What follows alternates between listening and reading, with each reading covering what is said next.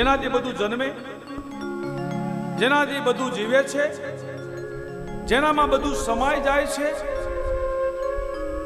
એ તત્વ ઉત્પત્તિ સ્થિતિ અને લયના કારણ સ્વયં પરમાત્મા જ છે.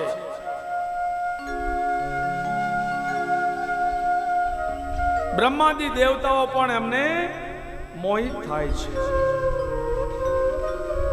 તેજ વારી મૃદ આકાશ વાયુ પંચ મહાભૂતનો આ બધો પરિવાર છે.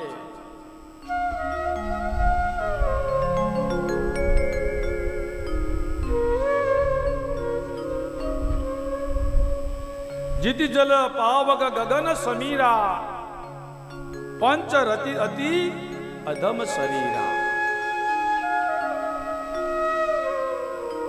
પ્રાણ, અપાન, વ્યાન, ઉદાન અને સમાન. આ શરીરનું નિર્માણ પંચ તત્વથી બનેલું છે.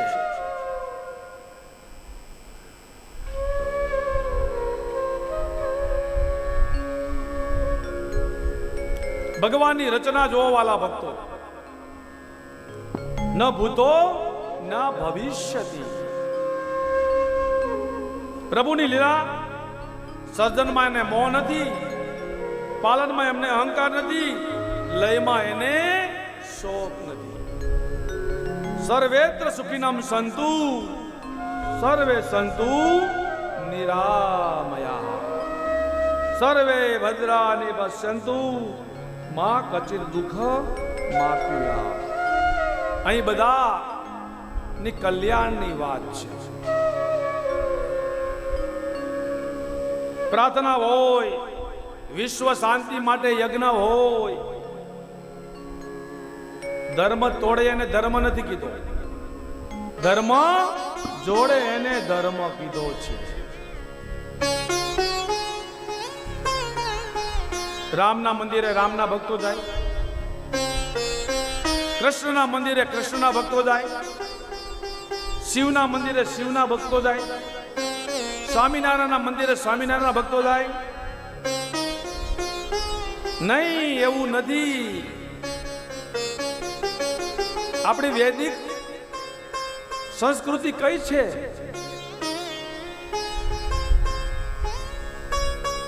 આપણી વૈદિક સંસ્કૃતિ વૈદિક સનાતન ધર્મ છે. વેદ લઈ લ્યો, ગમે વાંચો.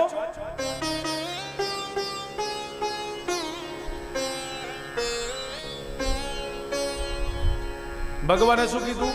સત્યમ પરમ ધીમહિ. અહીંયા રામ પરમ ધીમહિ નો લખ્યું, કૃષ્ણ પરમ ધીમહિ નો લખ્યું, શિવ પરમ ધીમહિ નો લખ્યું, સ્વામિનારાયણ પરમ ધીમહિ ન લખ્યું. ભગવાને સત્યમ પરમ ધીમહિ. પાછા હોટલમાં બધાય જાય,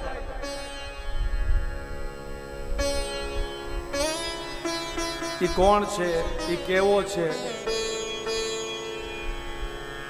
આપણી સંસ્કૃતિ કઈ છે? વૈદિક સનાતન ધર્મ. માટે